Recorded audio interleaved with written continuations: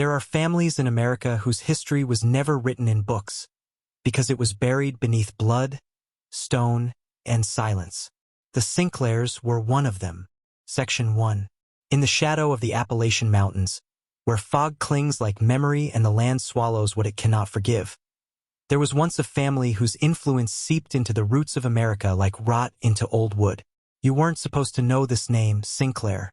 Not in this context. But their legacy didn't die. It was hidden, suppressed, and tonight we exhume it. In 1791, long before Redemption Hollow and its desert horrors, the Sinclair bloodline began carving its dominion in the wilderness of what would become West Virginia. They arrived with Bibles in one hand and iron branding tools in the other, claiming divine right to settle land that even the government feared. Locals whispered that the Sinclairs weren't just settlers. They were seekers, not of land but of power, ancient, arcane, forbidden. Their patriarch, Elias Sinclair, was a Revolutionary War veteran who returned from battle changed. Some said he found a scroll among the ruins of a burned-out chapel in Quebec, something that rewrote his understanding of God and dominion. He never spoke of it directly, but after that winter, Elias stopped attending church and began building a chapel of his own. A circular stone structure with no windows, buried into a hillside, lined with symbols no preacher recognized. He called it the Cellar of the Covenant. Within a decade, every neighboring homestead either joined the Sinclair communion or disappeared. No records, no graves, just land deeds signed over to Elias. And as the Sinclair wealth grew, so did their reputation, not for piety, but for silence. Outsiders who entered their lands left with strange stories and a hollow look in their eyes. One traveler, a Quaker missionary, scribbled in his journal, "They do not pray, they consume." By 1812, the Sinclair family owned over 30,000 acres across 3 states, but no one could explain how. Tax records were pristine. Births and deaths accounted for. But beneath the surface, in letters seized decades later, there are confessions of rituals involving children, bloodletting, and the consuming of burdened flesh. This wasn't religious fervor. This was psychological architecture, designed to bind generations into obedience. They preached a theology where suffering was currency and secrecy, salvation. And for those born into it, leaving wasn't rebellion. It was treason. Welcome to the true beginning of the Sinclair Dominion. Section 2. You need to understand something before we go any deeper. The Sinclairs didn't just believe in power. They embodied it. Not the kind you vote for. The kind that binds, blinds, and buries. By the mid-1800s, 3 Sinclair brothers, Elias Jr., Alden, and Thaddeus, had extended the family's reach into the legal systems of Pennsylvania and Ohio. Alden was appointed a federal circuit judge by 1848. Thaddeus ran an orphanage near the Ohio River. And Elias Jr.? He became a Methodist bishop with direct ties to Yale's Skull and Bones Society. But this wasn't coincidence. It was orchestration. A slow, meticulous climb up America's moral and institutional ladders, so they could control who fell off. They didn't just infiltrate, they rewrote the rules. Court cases involving missing children in Sinclair counties mysteriously vanished from public archives. Thaddeus's orphanage, St. Mariah's Refuge, received unusually high government funding and operated without inspection for 18 years. In those years, 97 children were registered. Only 23 were ever placed in homes. The others vanished, labeled as runaways, disease victims, or misfiled. But private correspondences tell a darker story. The offering has been prepared for monthly communion. Their pain makes the feast holy. And yet, no one spoke. Why? Because the Sinclairs didn't need to silence people. They made them complicit. Alden, as judge, would offer land grants to poor families in exchange for temporary child custody agreements. Thaddeus promised eternal salvation through living communion. And Elias Jr. delivered fire and brimstone sermons that transformed guilt into obedience. Sin must be consumed to be cleansed, he'd roar. And the pews would echo back, Amen. They understood the male psyche, especially those broken by war, debt, or despair. Give him a purpose, a uniform, a sacred lie, and he'll protect it with his life. That's why the Sinclair theology wasn't just a twisted faith. It was a psychological control system, layered with ritual, fear, and selective reward. It taught men to betray their own blood in the name of God, and worse, to feel righteous doing it. This wasn't religion. It was domesticated darkness. And once you stepped inside the Sinclair system, you never walked out the same. Because every act you witnessed or performed tethered you to something deeper than fear. It tethered you to a bloodline that believed history wasn't written in ink, but in flesh. Section 3. In 1851, a letter was intercepted in Pittsburgh. It was addressed to a brother Elias and sealed with crimson wax bearing an Ouroboros, a serpent devouring its own tail. The contents were chilling, but what mattered more was who intercepted it. Dr. Horace Pembroke, a physician and amateur anthropologist obsessed with the occult undercurrents of American expansion. Pembroke had long suspected that certain frontier families weren't merely influential, they were part of something older, something ritualistic, something organized. The letter confirmed his worst suspicions. It described a recent ascension ritual involving a mute boy from the orphanage. The tone was clinical, detached. No resistance. The spinal fluid extracted clean. Eyes removed for sealing. Bones ground to ash. Burned beneath the covenant altar. The writer noted the child's spiritual weight had been heavy, meaning his pain had made the rite more potent. Then it ended with a phrase repeated 3 times. The body is the altar. The blood is the key. The suffering is the door. Pembroke tried to alert the local authorities. He was dismissed as mad. His house was burned to the ground 3 months later. His body never recovered. But his notes survived, buried in the vaults of a now-defunct medical society. And in them was one critical insight. The Sinclairs weren't acting alone. They were part of a covenant network, a clandestine web of families, clergy, physicians, and judges who preserved ancient rites under Christian veneers. Pembroke traced similar phrases and rituals across Louisiana, Massachusetts, and even parts of Canada, always linked to isolated institutions, orphanages, convents, frontier churches, the same symbols, the same disappearances, the same theology of purification through consumption. These families weren't worshiping God. They were weaponizing him. And behind closed doors, they shared secrets, rituals passed down from pre-colonial mystery schools, mingled with medieval Christian heresies, and baptized in blood under the guise of divine necessity. The Sinclair family wasn't just deviant. They were priests of an unbroken, forbidden tradition that stretched back to the Mithraic cults of Rome. Maybe further. You feel that chill in your spine? That's not fear. That's recognition. Your body remembers the truth your mind has been trained to reject.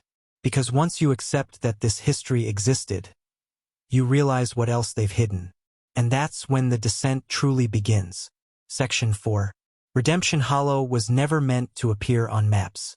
Founded in 1847 as a sanctified refuge by the second-generation Sinclair patriarch Jeremiah Elias Sinclair, it wasn't built, it was concealed. Tucked deep into a canyon near the Salt River, the town was surrounded on 3 sides by jagged cliffs, and on the 4th, by endless desert. No main road, no postal route.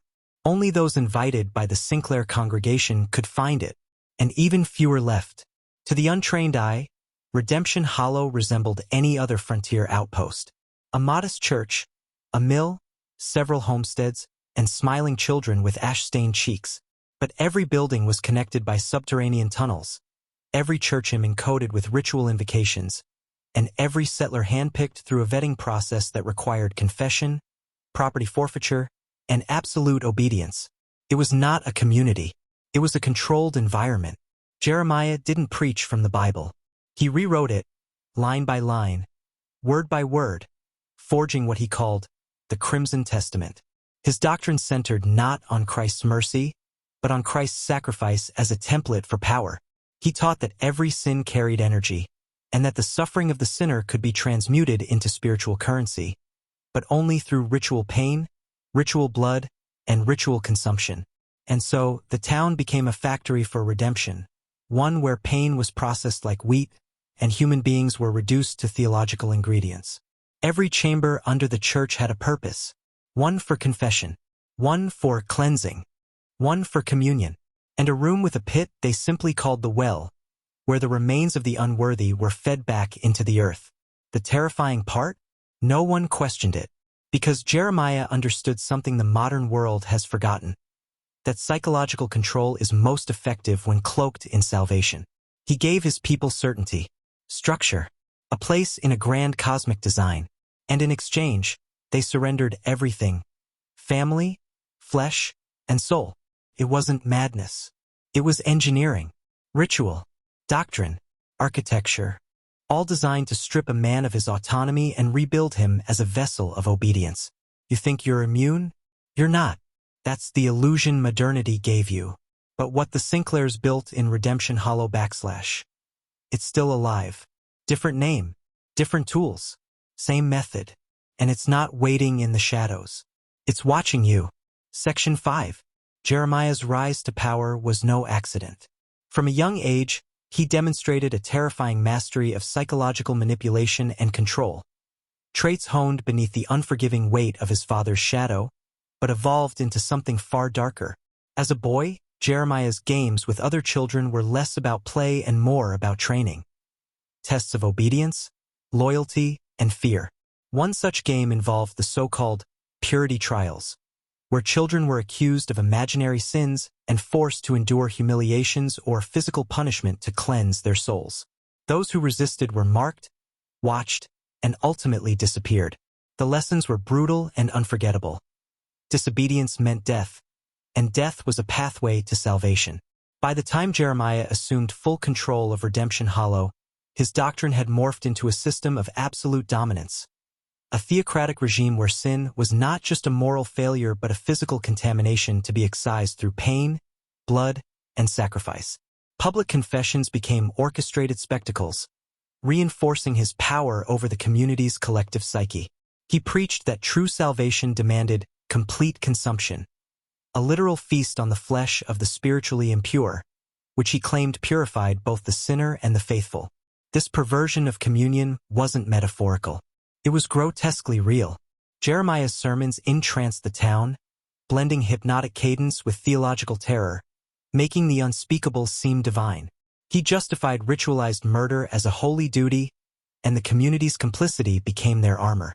Fear wasn't enough to control them, they needed belief. And belief was manufactured in the crucible of suffering and shared guilt.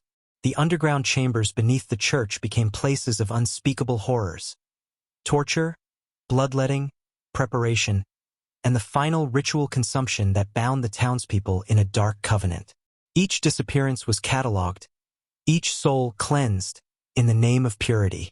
But Jeremiah's power extended beyond Redemption Hollow.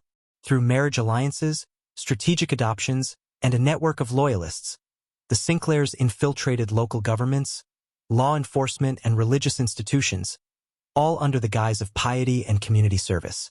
Their prosperity was a mask, their sanctity a lie, and their legacy a chain that still binds. Now, before we go deeper, I want you to lock this knowledge into your being. Type this phrase twice in the comments. The shadow reveals the truth.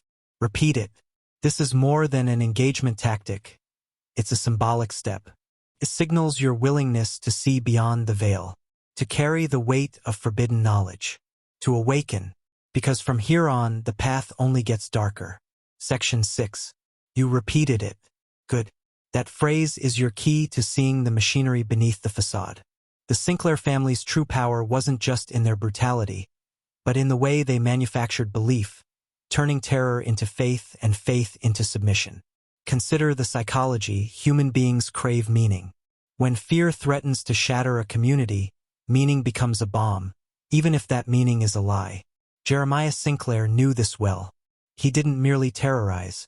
He crafted a mythos that rewrote reality for his followers.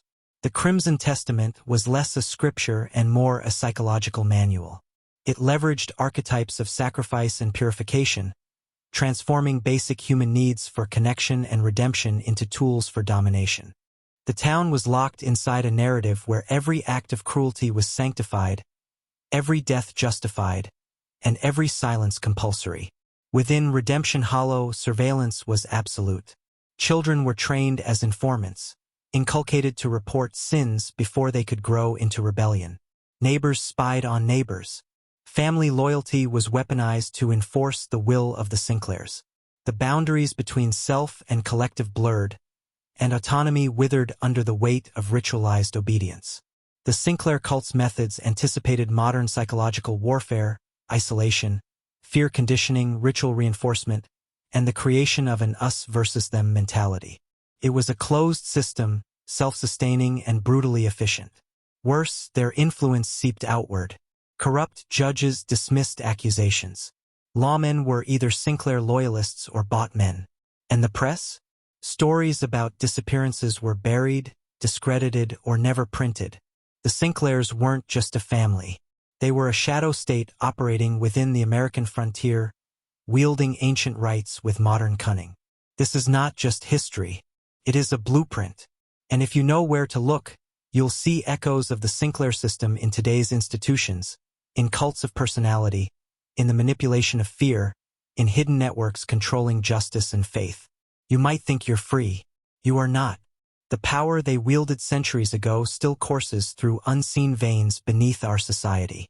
And the only way to break it is to understand its roots. The question now is, will you keep looking? Section 7. Let me tell you about a man named Thomas Crawford, the outsider whose fate sealed the Sinclair legacy's darkest chapter.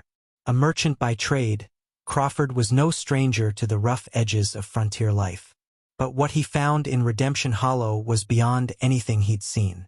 In October 1858, Crawford arrived with suspicion in his eyes and a caravan loaded with goods destined to be sold at fair prices. He noticed what others ignored. The empty homes, the children's silence, the whispers cut short when he asked questions. His skepticism made him dangerous. At first, he tried to fit in. He attended Jeremiah's sermons, where the preacher's voice wove like a spell through the assembled townsfolk. Jeremiah spoke of cleansing fires and spiritual consumption in terms that made the crowd shudder yet nod in fervent agreement. But when Crawford asked about the missing families, he was met with rehearsed answers. A swift promise of new opportunities.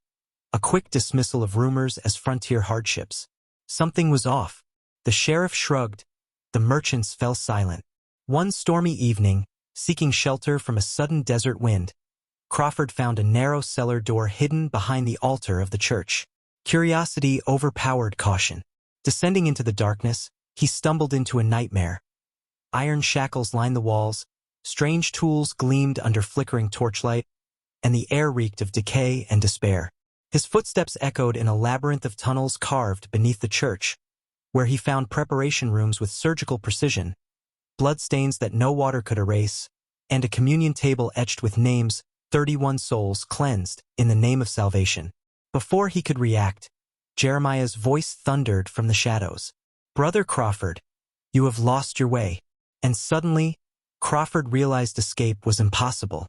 His screams echoed for days, unheard beyond the canyon walls, while the town whispered of desert fever.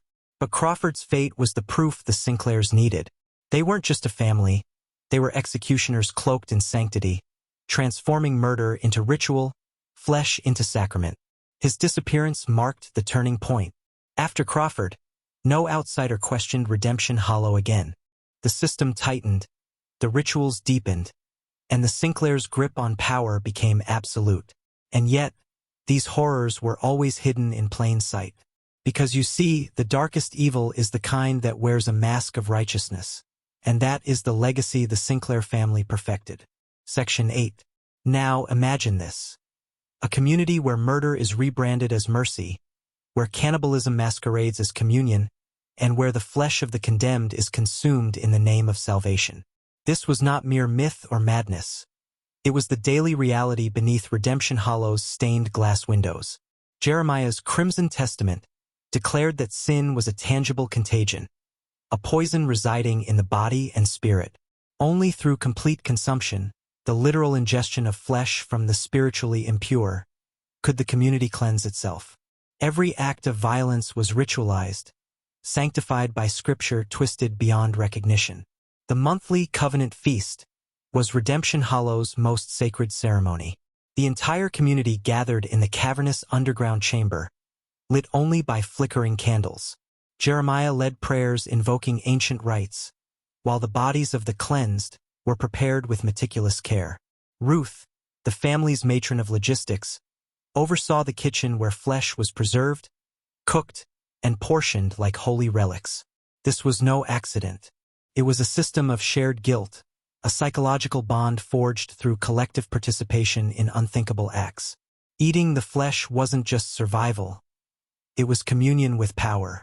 The community wasn't just eating flesh. They were swallowing the sins of the sinners, taking in their corruption to neutralize it. It was a perverse alchemy designed to erase conscience and enforce loyalty. Think about what that means, to be complicit in your own oppression, to become an active participant in evil, while convincing yourself it is divine will. It's a psychological trap so deep, so binding, that it breaks the human soul. No outsider was ever meant to witness this. No one outside the Sinclair network could survive the truth. And those who got too close, like Thomas Crawford, were consumed, body and spirit, to maintain the illusion. The community prospered, the Sinclairs enriched, and the ritualized horror carried on, hidden beneath the folds of frontier survival and Christian piety. This is not folklore. This is a blueprint of power disguised as faith, of control cloaked as salvation. And understanding it means unraveling the very threads that hold our modern institutions together. If you're still with me, you're no longer a bystander. You're a witness, and witnesses are dangerous. Section 9. By 1860, Redemption Hollow had evolved beyond a mere isolated settlement. It had become a dark institution. The Sinclair family's influence spread like a shadow, touching every facet of life and death. Jeremiah's power was unquestioned, his doctrine unchallenged, and his family's network had grown to include politicians, clergy, and businessmen who turned a blind eye, or worse, participated. One name kept emerging in the whispers: Marcus Sinclair, Jeremiah's eldest brother, who managed the so-called purification trials.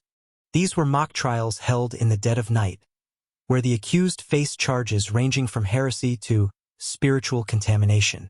The proceedings were a twisted parody of justice, with fabricated evidence, forced confessions, and a jury composed entirely of Sinclair loyalists. If found guilty, the condemned were sent to the underground chambers for cleansing. Few ever emerged. Their disappearances were rationalized as divine sacrifice, their possessions redistributed to deepen community dependence on the Sinclair family. Marcus was both judge and executioner, coldly orchestrating the systematic removal of threats to Sinclair authority. Meanwhile, Ruth Sinclair, the family's financial overseer, meticulously managed the erasure of records and ensured that each disappearance had a plausible cover story. Her ledgers detailed not only names and dates, but the material yield from each victim's property. It was industrial precision cloaked in religious devotion. Rebecca Sinclair, the youngest sister, took on the role of spiritual visionary. She claimed divine revelations that justified the family's darkest acts, transforming ritual murder and cannibalism into sacred rites necessary for the community's survival. Her sermons blended ancient pagan symbolism with twisted Christian doctrine, mesmerizing even the skeptics. Together, the Sinclair siblings created a system of control that went far beyond the frontier, one that combined psychological manipulation, economic dominance, and theological terror. Their reach extended into neighboring towns and even distant cities, creating a network of power built on fear and secrecy. And the worst part? This network operated with near-total impunity. The Sinclairs weren't merely criminals hiding in the shadows. They were architects of a shadow society, where evil wore the mask of sanctity and control was disguised as salvation. This isn't just a story of the past. It's a mirror reflecting the mechanisms of power that still thrive today, unseen but no less potent. You've stepped into a world where history is rewritten in blood, and truth is the most dangerous knowledge of all. Are you ready to go deeper? Section 10. By the mid-1860s, the Sinclair family's grip on Redemption Hollow and its surrounding regions was absolute. The Sinclairs had transformed their remote settlement into a fortress of psychological control, a dark cathedral where every stone, every ritual, and every whispered prayer was a thread in a tapestry of manipulation. But their methods weren't static. They evolved, adapting to new threats and expanding their influence through marriage alliances and carefully orchestrated adoptions. Jeremiah took 3 wives in succession, each meeting mysterious ends after bearing children who inherited his dark charisma and ruthless moral flexibility. This next generation became a reflection of their father's twisted legacy. Marcus, Ruth, Rebecca, and young Samuel, all indoctrinated from birth to maintain the family's grip on power and expand the reach of the covenant. Samuel Sinclair, barely 14 when Thomas Crawford disappeared, was perhaps the most chilling.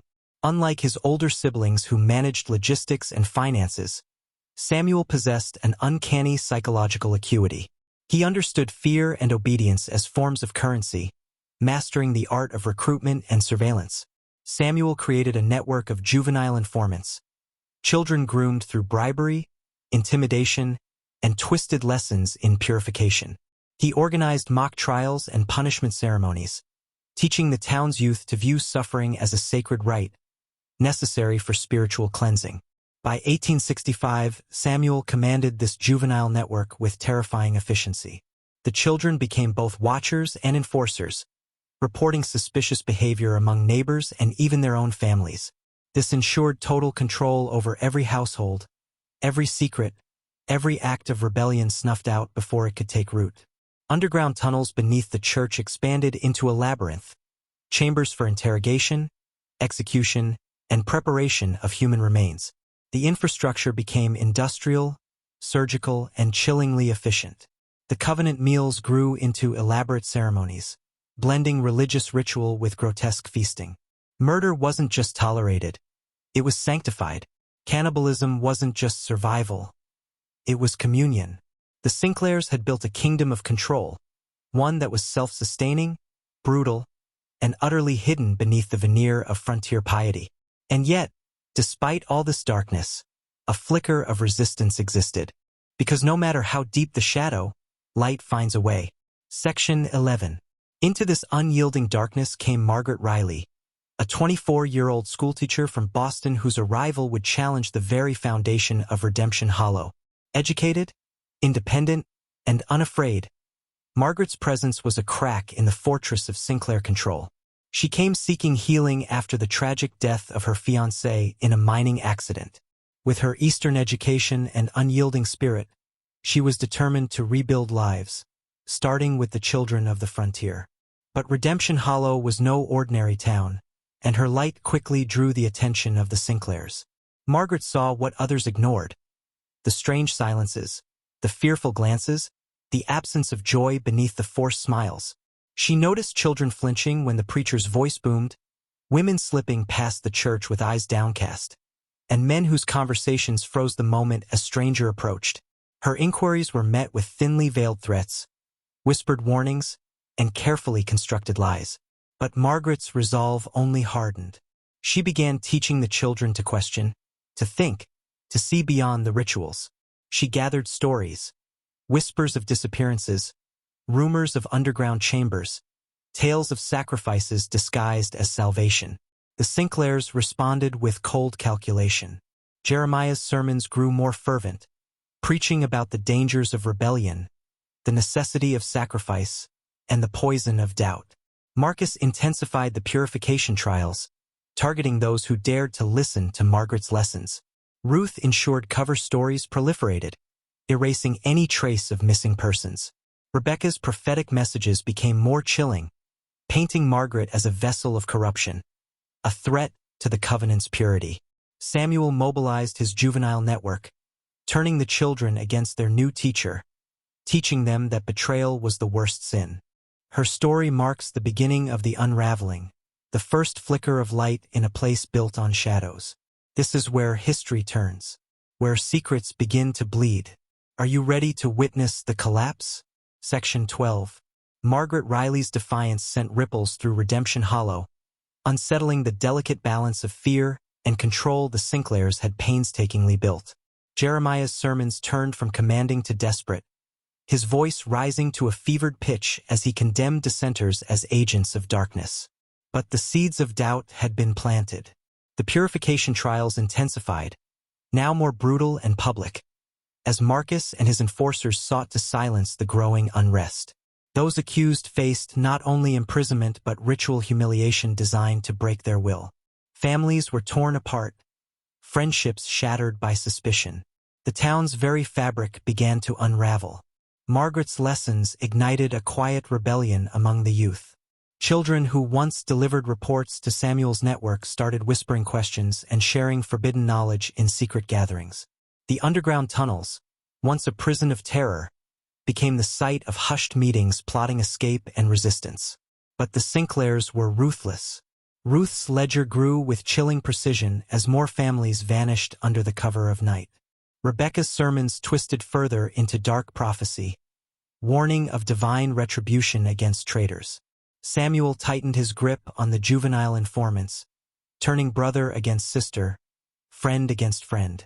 One fateful night, a group of rebels attempted to flee through the labyrinth beneath the church, only to be caught and subjected to the Covenant's most horrific punishments. Their screams echoed through the tunnels, a grim reminder of the cost of defiance. Margaret herself faced the ultimate trial.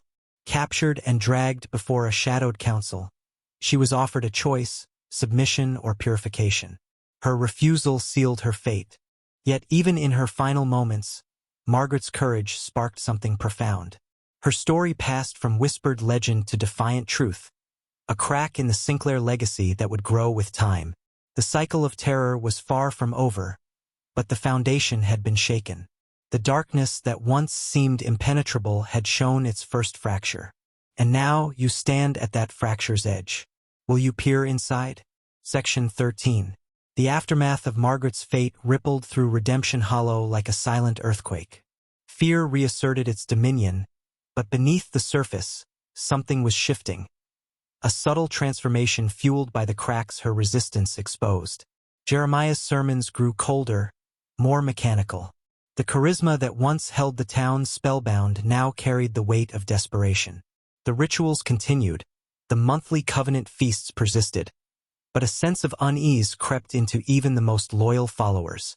The Sinclair family, once untouchable, began to experience fissures within their own ranks. Samuel, the youngest, grew reckless, his youthful hunger for control blinding him to the dangers around him. Marcus's iron grip faltered as whispered dissent bubbled in the shadows. Even Ruth's meticulous control over records couldn't stem the tide of disappearing loyalty. Neighbors who once accepted the Sinclairs' twisted salvation began to question the price.